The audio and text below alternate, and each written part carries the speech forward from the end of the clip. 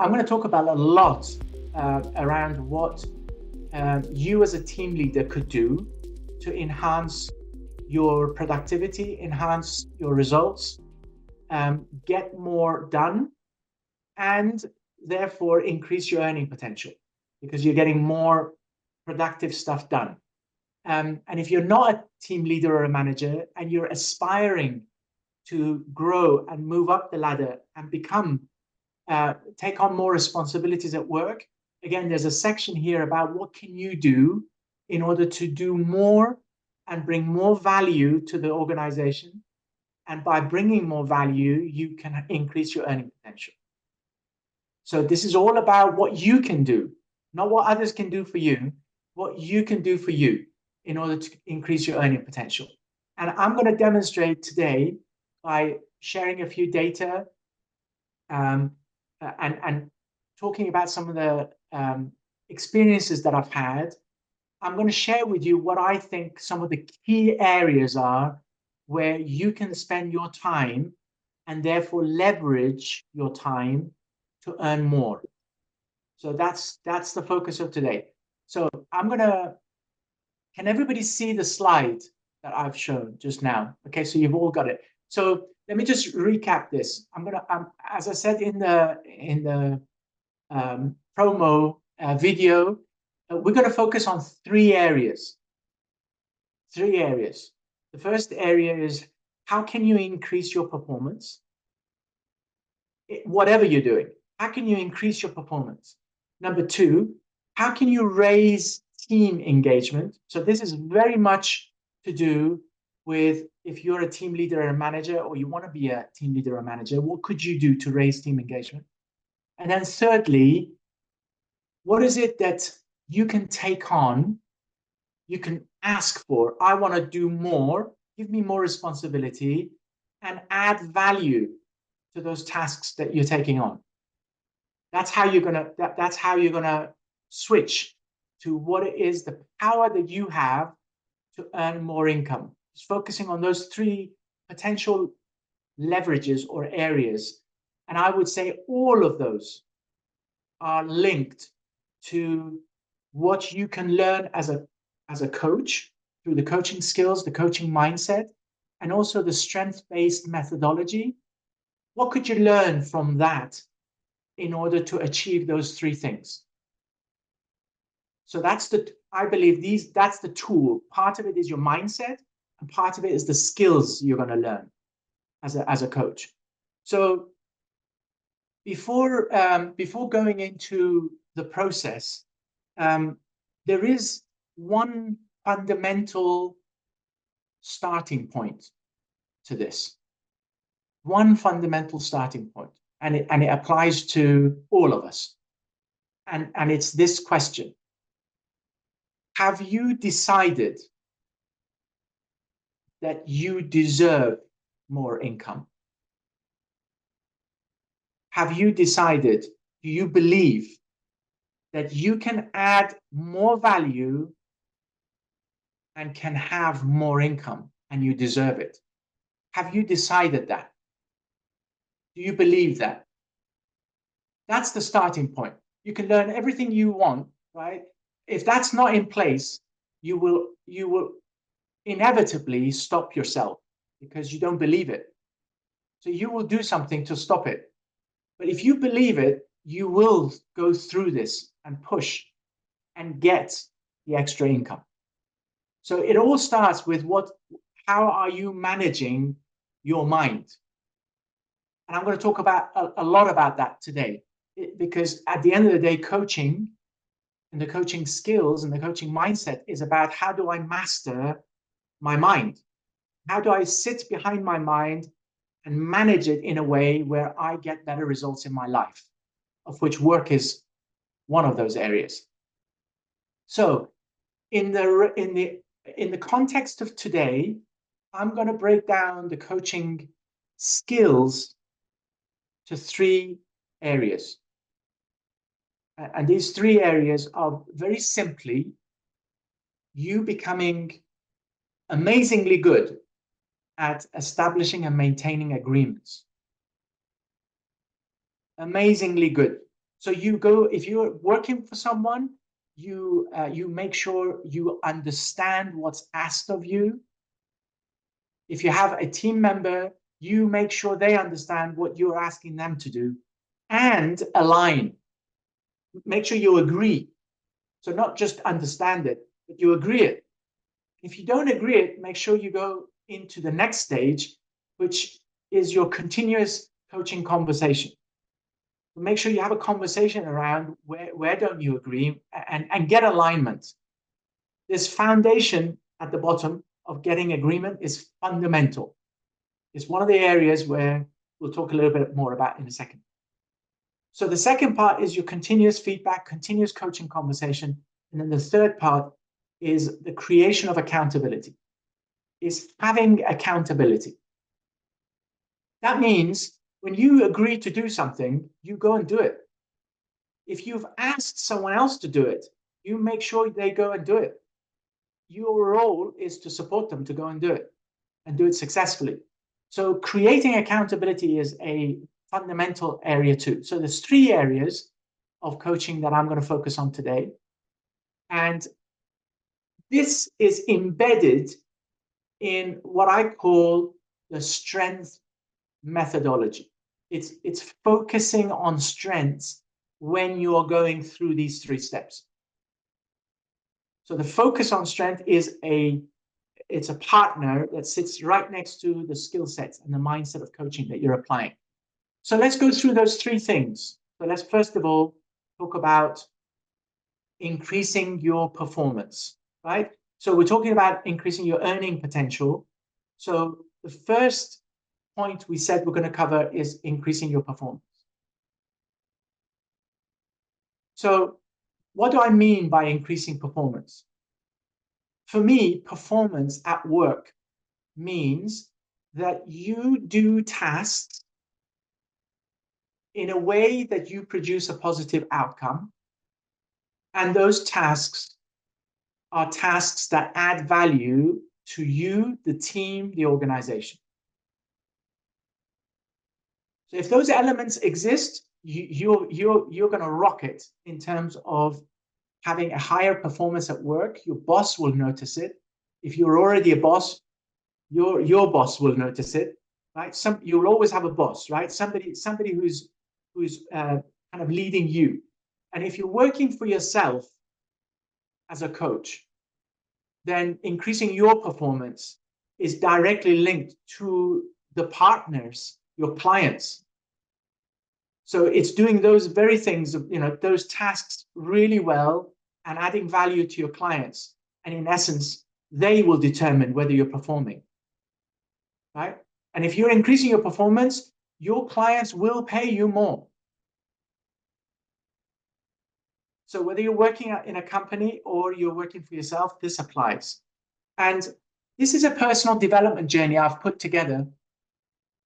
And if you go into our YouTube channel, during the ICW, I did a presentation on this. And it's called, How Do You Bring More of Your Strength to Work? If you go to our YouTube channel, you'll see this up there. How to bring more of your strength to work. Remember what we just talked about. To increase your performance, you are going to be doing tasks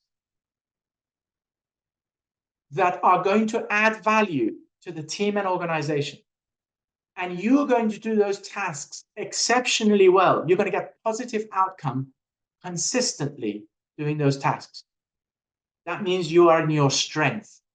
That's the definition of strength. So that more detailed video goes through these 6 steps of how to bring more of your strength to work. This will address that particular idea of you as an individual taking ownership of your own development and performance at work. So today I'm going to run through these very quickly, because the idea is that you'll listen to the detail in the other program. But I want to give the relevance of these. So I call this the 6+1, 7 steps. 6 plus 1, 7 steps. The first step is what we talked about earlier. Have you decided? Are you ready here, between your ears, whatever is sitting here, are you ready to believe you can produce value and earn a higher income and you deserve it? Do you believe that? That's the first place. And then if you do that, then first thing you want to do is you want to go and bust some myths around who you are and how you grow and how your brain works. And I've mentioned that in that video. Please go and have a look, and kind of the busting the myths is a key one, because again, it's working on your mindset, on your belief system. So one of those things, one of those myths is that I hear a lot from people is that if I focus in my areas that I am not doing so well, that's where my most growth is. It's not true. It's if you focus on the areas where you are doing well and you are strong at and you have talents, that's where you're going to grow the fastest.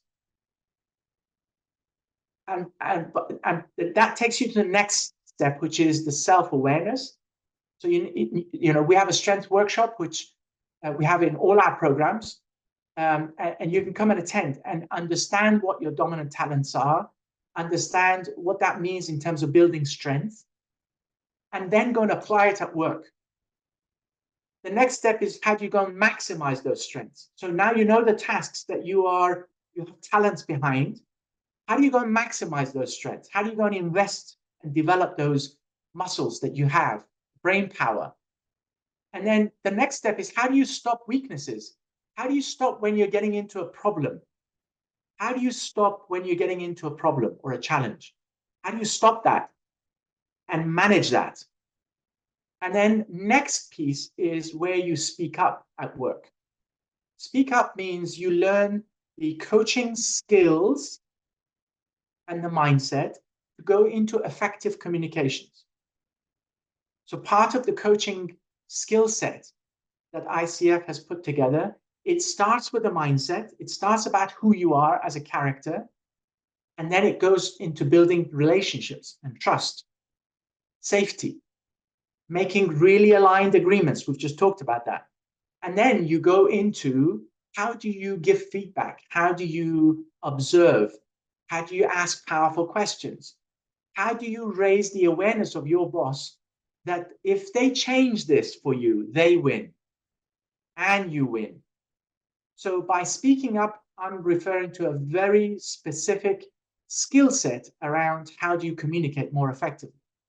How do you manage yourself and speak more effectively through the skill sets you're going to learn? And then lastly is how do you build those strong habits on an ongoing basis? And there's a plan and a structure that you can use to build, and that's your continuous development growth.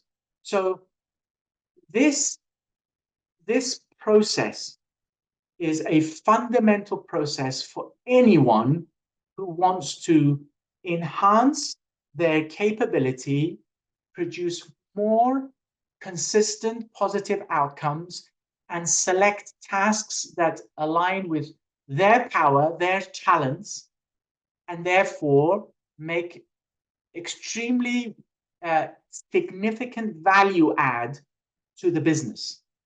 If it's your own business, for your own business, if you're working in an organization, to your team and that organization. You can, if you sit behind this and take that ownership, I believe this process will make a significant impact. So let me just share with you around those coaching skills, some data and some experience that I've gathered over the years. So one of the first things is we talked about aligning. How do you align expectation? How do you align the goals? And how do you maintain those goals? Right? 50% of the workforce, this is an average based on a very large survey, international survey. 50% of the responses came from the workforce that said that I do not know what's expected of me at work. 50%. They said they don't know what's expected of me at work. If you're one of those 50%, then go back to that process I just mentioned and get into a conversation so that you take the ownership of understanding what's expected of you.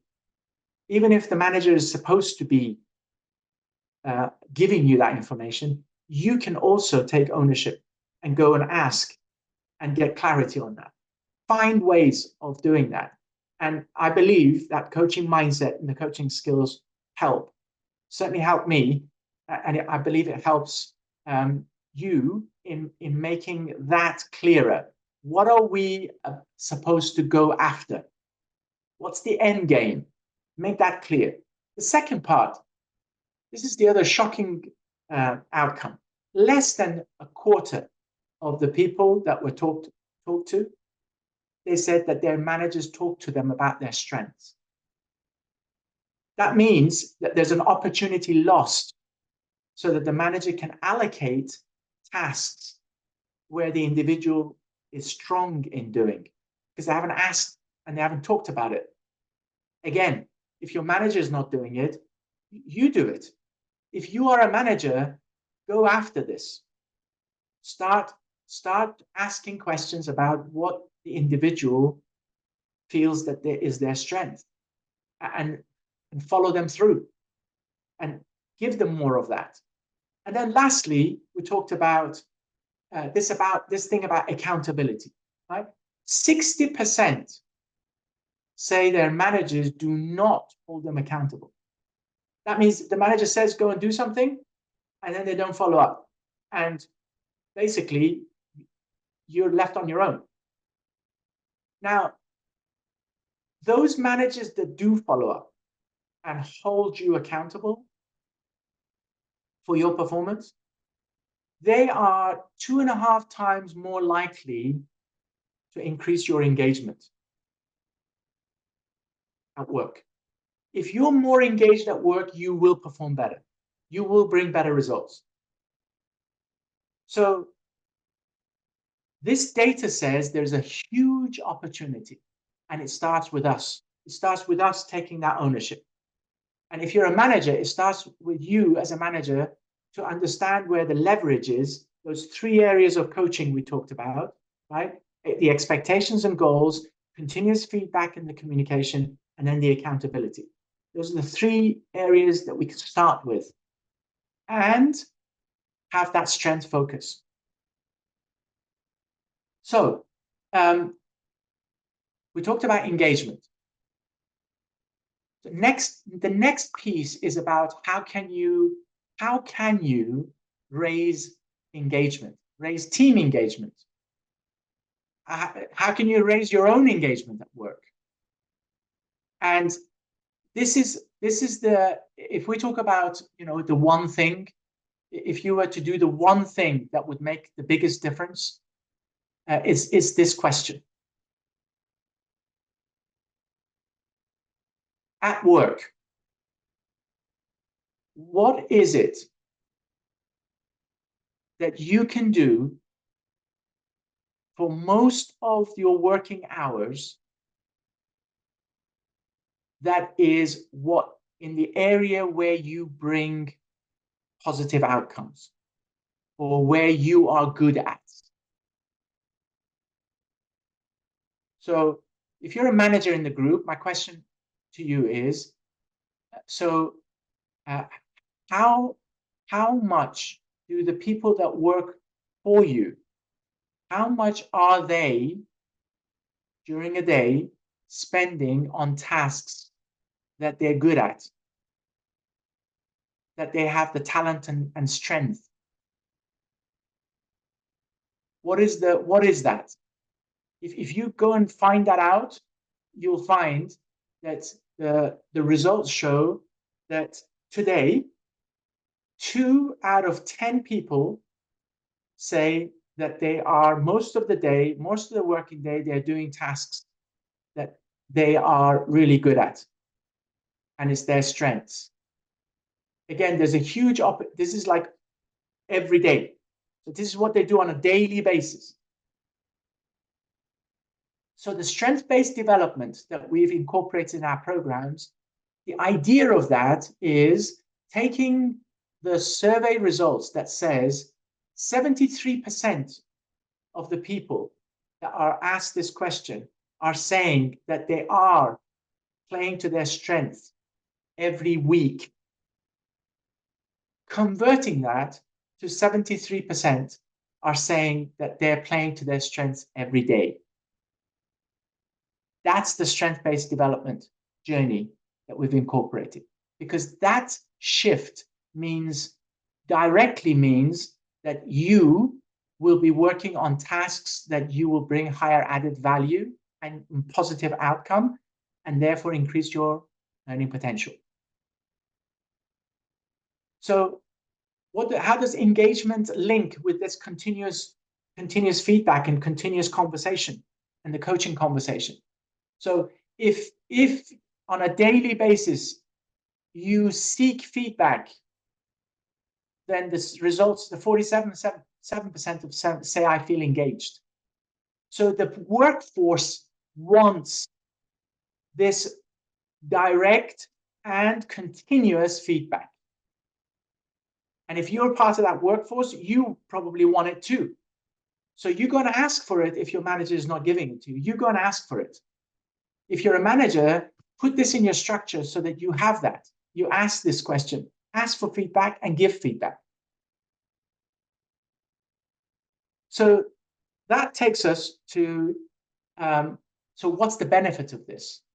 So for teams, for individuals that have high engagement, so they're in the top quartile of engagement, meaning that they are primarily sitting doing tasks that they're good at and they feel strong at. So this is the impact that this has on them, the team, and the organization. Productivity goes up, customer satisfaction goes up, absenteeism comes down. And if you're working in an environment where, like an industrial environment, the safety incidents come down dramatically as well.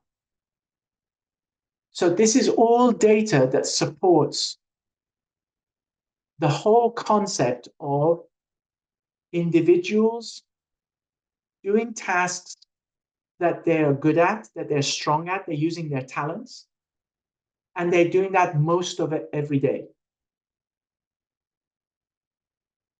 And that raises engagement, it raises performance, it raises the bottom line for the organization as well. So looking through up to now, we've talked about the two items. One was increase your performance. So we talked about that process. We talked about raising team engagement, your own personal engagement. And then we've got the third item, which is how can you take on more value-added tasks? How can you take on more responsibility where it matters, right? How can you, in a sense, how can you advance your career? Because that ultimately, that's where you land.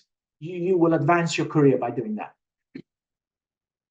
So career advancement, the beginning of career advancement comes from you getting to know who you are and your talents and what kind of roles would best suit you, where you can show those positive outcomes on a consistent basis. It also means what are your skill sets? So across the board, companies are asking for leaders with coaching competencies to come and run teams. Coaching competencies seems to be a set of tools that will benefit the workforce in totality.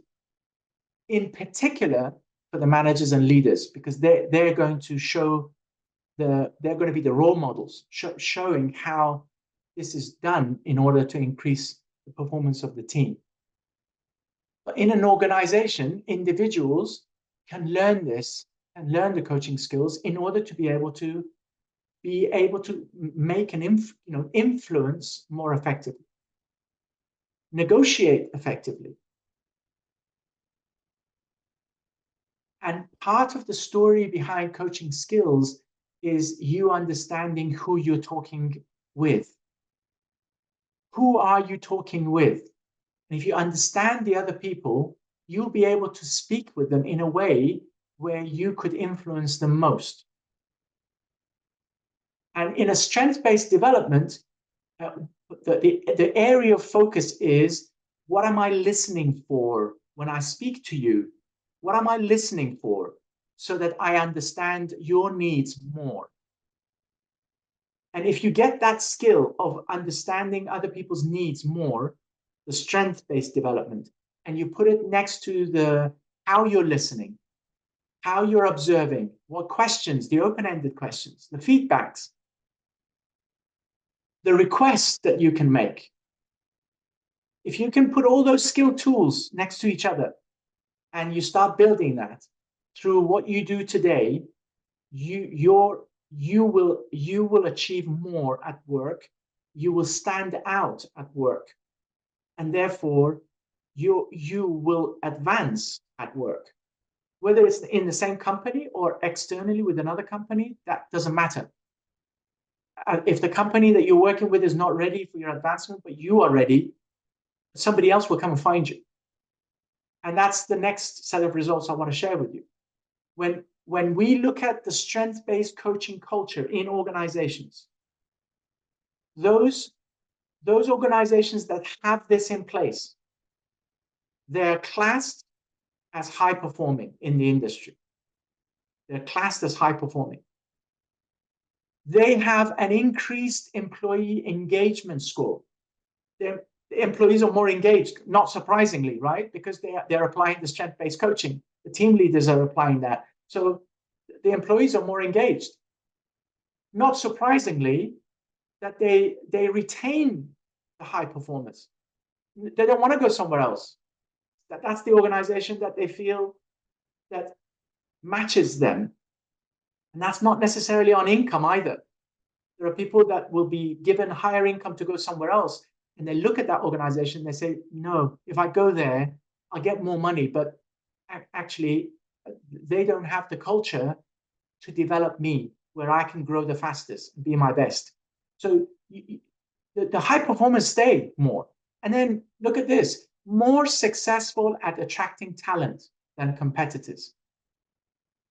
So if your organization is not ready for you and you have grown and you have developed yourself, there will be companies that are ready, that will want you, because you have reached that area where you're adding more value for them and they want that. So on that note, I know that today I've invited a special guest to come and join us, and they will do hopefully shortly. And when they come, they're going to be a quick introduction of who they are. And then I'm going to ask them some questions about what are they noticing in the industry, because they talk to executives and they hire executives for organizations. They talk to organizations about what they want in terms of competencies from those organizations. And you're going to hear firsthand from their experience over 20 years, having done that, what this means for them. So, Puya, I'd like you to just keep an eye out as soon as Praf joins us in the participants. If you can give me a heads up, and then we'll do an intro and bring him on. So in the meantime, I want to just go back to what is strength-based coaching when we talk about strength-based coaching culture. So what is strength-based coaching?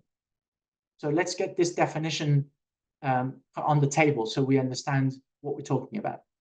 So for those of you who are coaches, you know coaching is set around a framework that ICF, a set of competencies. So the strength-based, we talked about it a little bit today, is your mindset around, I want to see what talents the individual has and how are they using that talent the most. So this is a definition that I put together. So strength-based coaching conversation is about having the capability to build a safe, trusting environment. Number one, if you have the ability to create a safe, trusting environment when you're in a conversation with someone, you have a very good chance of being able to have a positive, strength-based coaching conversation. The second piece is that you learn to align your goals and priorities. You're capable of aligning goals and the priorities. The third piece is that you have the ability to give continuous strength-based feedback. That means your main focus is around what they have, what they've done, what they're capable of doing. That doesn't mean you forget about what they haven't done, because that's the next piece, right? If they haven't done something, you want to be nurturing the accountability. If they haven't done it, what's the reason? So that's the coaching conversation. What's the reason for this not being done? Are you missing resources that I can give you? Are you missing training that I can give you? Or is it something that's in here? You're stopping yourself. Is it that this task is actually not in your strength? Is it that you are applying to do this task in a way where it's causing a problem rather than a solution? And if that is, what could you change to manage that so it becomes a solution rather than a problem? If you're showing up in a way that others are not aligned with, they don't feel comfortable working with you, what is it you can do to change that so that others are comfortable and want to work with you? So this whole idea, and this, when I started talking today, I was talking about, leveraging. So I've boiled this down to these 4 very key items plus 1, which is the strength-based development part. So it's the 4 plus 1. The 4 are coaching competencies, safety, trust, agreements, priorities, continuous, effective communication, which includes feedback. And then you've got your 4th item about responsibility for doing what you promised you do. You're accountable for it. You find a way to do it. And if you're stuck, you go and find a way to get unstuck. You are accountable. So you will make it happen. And if that happens, others will notice you. Others will notice that this is a different behavior. And when they notice that behavior, they want that behavior. They want people that are accountable. So this is a direct linkage that I see between strength-based coaching conversations and the ability to do that, and increasing your performance, increasing engagement, and your marketability, being able to take on more responsibility at current work or in another place. Those are your 3 big areas that this ability will help you out. Now, for some of you who are coaches in this call, you already know this, but I'm going to put this on for some of the people that haven't seen this. So this is the coaching. Sorry to interrupt, Cameron. Just so you know, Praf has joined us. So whenever you're ready. Perfect. Okay. So just let me just finish this slide, and we'll just go get Praf on the line, and we'll have a chat with him. So those of you who are not coaches, ICF has identified the definition of coaching, which we've talked about today, and the coaching competencies. There's 8 competencies you can see on this slide. And if you see, there are different colors, simply because there are 4 pillars And these competencies fall within those 4 pillars.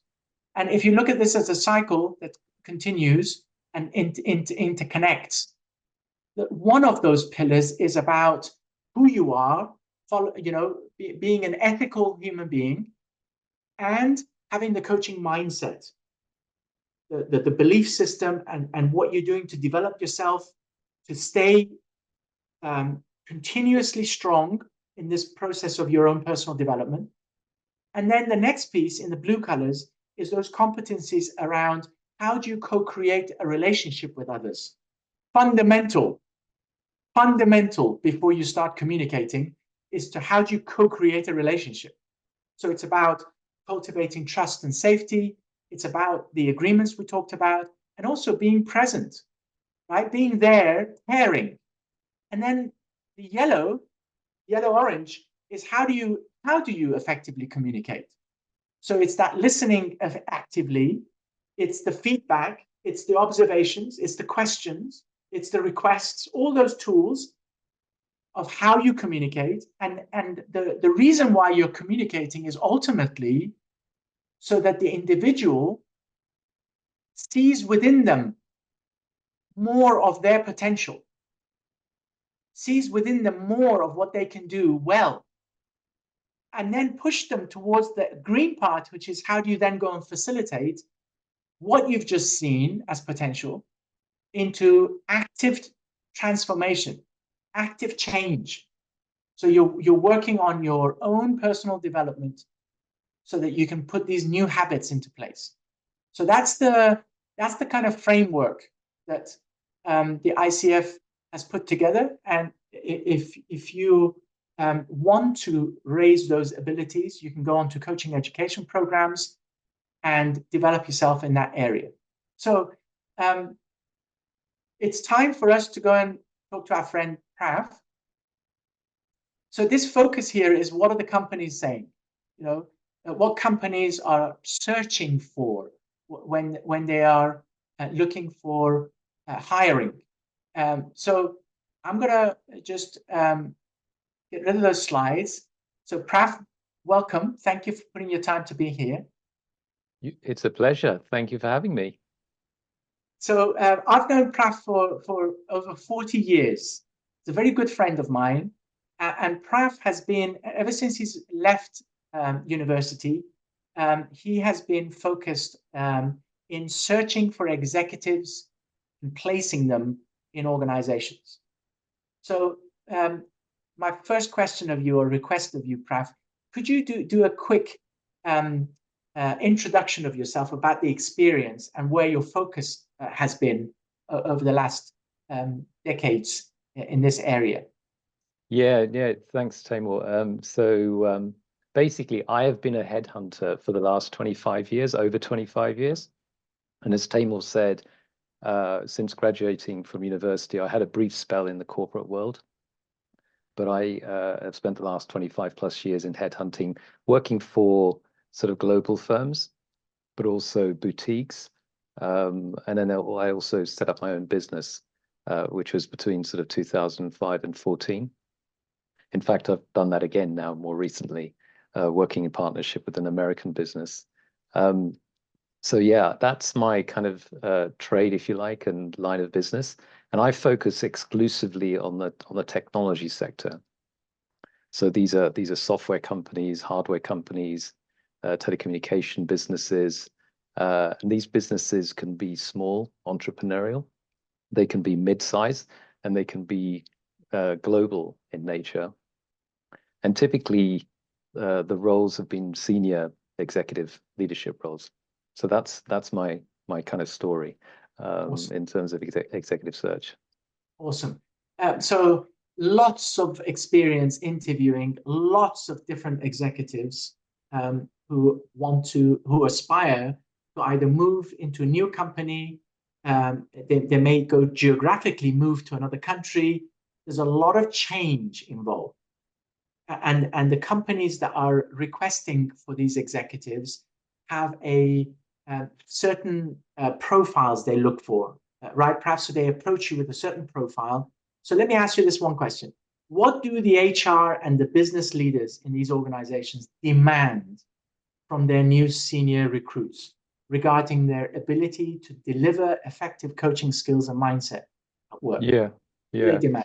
yeah. It's an interesting question. I mean, at the level that we're recruiting, it's almost, think of it as the coaching piece typically is an intrinsic part of what the leader would be bringing to the organization, right? So there's an expectation that they will be well trained, they'll be well skilled, and they'll have a pretty strong track record of coaching, and certainly as they progress into even more senior positions, I think it's a higher expectation, particularly as you get to a CEO or even a board level position, because in many ways your success is going to be dictated by how much you bring the team with you, how much you coach them, how much you support them, how do you sort of really maximize their full potential. So I think in summary, the expectation is typically going to be very, very high, and it's almost sort of an intrinsic part of the makeup of the leader that organizations are going to be looking for in this day and age. So does that you mentioned three like sectors, right? The big organization, internationals, you've got the SMEs, and then you've got the entrepreneurial, small. Does that vary, that expectation? Yeah, so I think that's the interesting thing, because they are all culturally slightly different organizations, even from a sort of a board governance level perspective, and of course the stage of maturity, right? So if you take those entrepreneurial businesses, these are businesses that will be generating anything from sort of low millions of euros or dollars of revenue to sort of 50 million euros or dollars of revenue. They're typically looking to scale and sort of really grow quite aggressively, and especially if they're private equity or venture capital backed, which is typically the type of businesses that we deal with. So there, I think from a coaching perspective, what's interesting is there's more of a focus on much higher sort of focus on performance, and so the coaching element in those types of organizations, it's not as strong as some of the the mid-sized businesses, or certainly the expectation for coaching, right, is not as strong, because really you're in those types of organizations, it's about revenue and top line growth and margin and almost sort of surviving, right? So I've generally speaking, that's been my experience of working with those organizations. So that's what I would say about those startups or scale-ups. And then I guess the large corporates, well, of course, the governance structure is a little bit different there. These are typically publicly traded businesses, so they have senior stakeholders, external investors that would put the spotlight on how the business is performing, and there's a much more longer term gearing in terms of how the business needs to develop. So there, the coaching, it's as I said in my earlier sort of dialogue, that the coaching is pretty much expected to be part and parcel of any leader, and they have a pretty well-oiled machine to develop, support, to train these leaders, whereas that's typically not the case in these sort of small entrepreneurial businesses, because they typically don't have the budget, right? Yeah. And then I guess in those SMEs, which is the mid-sized businesses, it varies, I would say, but generally speaking, it's kind of veering more on the coaching side. But again, I think it depends on the stage and the size of the business. And it's probably a mixed bag of situations, I would say. Okay, so let's just shift from the organizations to the people that you go out and look for, search, or they approach you and say, look, I'm looking for like my next role, find me a right place. When you look at the interviews you have with those potentials, what do you notice with regards to having those abilities of coaching skills and mindset? Yeah. Yeah. So I think there's a couple of buckets. Well, there's probably three buckets, right? There's people that it's obvious they have it, they're skilled, they really endorse it and they live by it, right? And it's evident in the interviews, and it's evident because they give lots of very good, credible examples of where they've successfully deployed coaching. Then, of course, on the other side of the equation, there are individuals that think they have it, but in reality, there isn't any coherent evidence to support that they've actually done any serious coaching, or they've been well trained in it, right, intrinsically. So you've got kind of two sides of the coin, and then there are probably people, I suspect, in the middle, right, thinking about it, who have had some training, but they haven't really been effectively using it in the right way. So I think in summary, that's been my experience. And in fact, I was, before this talk, I was looking back at all the appointments that I've made in the last 2 or 3 years, and just sort of looking at the individuals, how many really had experience and of utilizing coaching, living by it, really advocating it, and how many people were the opposite, didn't quite have it and didn't have the experience and weren't really motivated by it. And it's staggering. I would say it's probably about 50%, right? So almost half of the individuals have it, and then there's another half that don't have it, which is probably a massive opportunity, right? It's a sort of a missed opportunity for those leaders, and in fact for those organizations, in terms of performance. So just to be clear, Praf, what you've just done is you've looked at people you've already placed in organizations, right? And you now established, are they applying these skills in order to be successful in what they're doing? And what you're finding is that the reason why they're failing is because that 50% of them are not actually applying it or don't want to apply it. Is that what you're saying? Yeah, 50. I would say 50% are probably, number one, not skilled effectively in the use of coaching. That's point number one. Point number two, as a consequence, they're not able to apply it, right? And then point number three is the performance, and maybe even the sort of the culture, the environment that the team is operating is not optimized. There's sort of three things there. Okay, so that's like what I'm hearing. There's two opportunities. One is opportunity of what you're doing at your interview stage, right? How are you establishing their abilities? I know you said that you asked for practical examples. Yeah. I wonder if there's something here that says that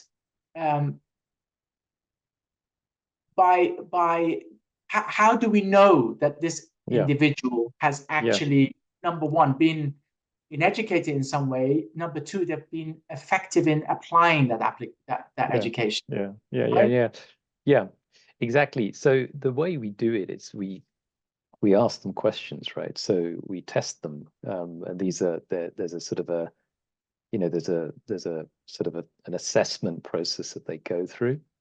Right. Then we'll have a set of questions around their coaching abilities, and it's really garnering and looking for evidence as it relates to that piece.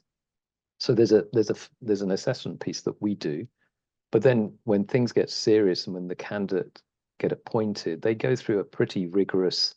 Actually, there's a couple of things that they can go through. Firstly, a referencing. So we will speak to former bosses, peers, subordinates, to validate what they've been saying and the experience that they've been telling us about, right? And they will also go through some psychometric testing, some of which will, kind of look at what their leadership style is and their leadership habits. So by the end of the process, we've got a pretty good picture in terms of the manager, in terms of that leader, their competencies, and we've got a pretty good picture around their coaching ability for sure. So that's actually very rigorous, because you're asking for those people who have heard them. Right, exactly. Are they communicating in a coaching conversation or not? Right. And by the way, I want to make very clear, when we're talking about coaching conversation in this context, it's not about it's about the coaching conversation. It's using of the skills as opposed to you being a coach, professional coach at work. So it's really utilizing the mindset and the skill set at work. So Prav, so my last question of you is, how important is it, do you think, going forward, I think for these managers and leaders? I mean, it's I think it's just so fundamental, and it's it's just striking how much of a lost opportunity it is for any leader, right, to invest in this, especially if they're ambitious and they want to get ahead. And then quite apart from that, it's there's also elements around integrating, onboarding with the organization, helping the candidate sort of really understand the rhythm of the organization, and perhaps changing their tuning if they've gone through coaching and they go through a coherent, successful onboarding program. It can actually help them really support their integration. And then there's a third piece, which is around the sort of the team performance, right? How do you really maximize the effectiveness of the team?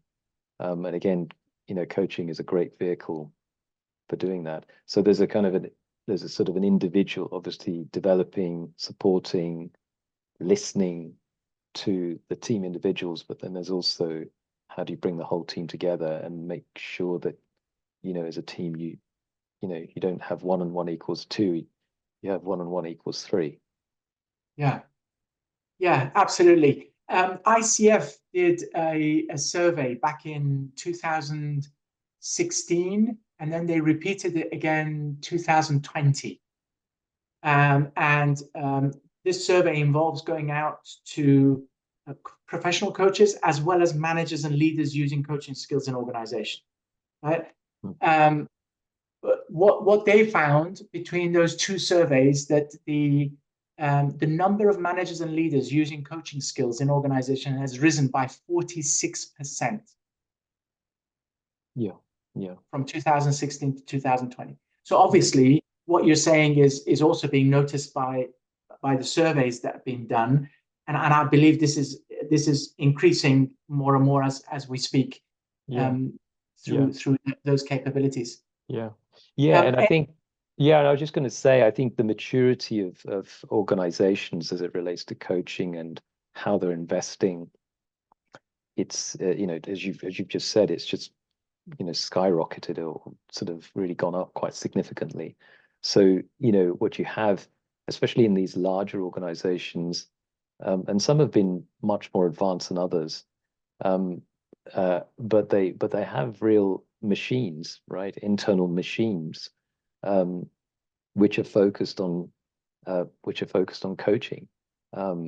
There's one major corporation that I've worked with that has essentially created a sort of an internal academy, right? And they've done a fantastic job of really sort of elevating the coaching opportunity. And that was not easy, because I think coaching was seen as a sort of a black art, and often sort of misunderstood. And of course, as a business leader, what you're focused on is performance and output. So there was a misconception that, hey, coaching, can it really change and move the needle as it relates to performance and output and meeting specific KPIs? And I think over a period of time, they managed to convince the HR organization, managed to convince the leadership team and the board that, hey, look, we really need to invest in this. Yeah. And I think they're in a really good position. So, and I think that's one example, but I'm sure there's others that are in the, in that sort of global category. Well, I could talk about this for hours, as you know. And I really appreciate the fact that you've spent your time to come here and share this information. Sure. Thank you for being here with us.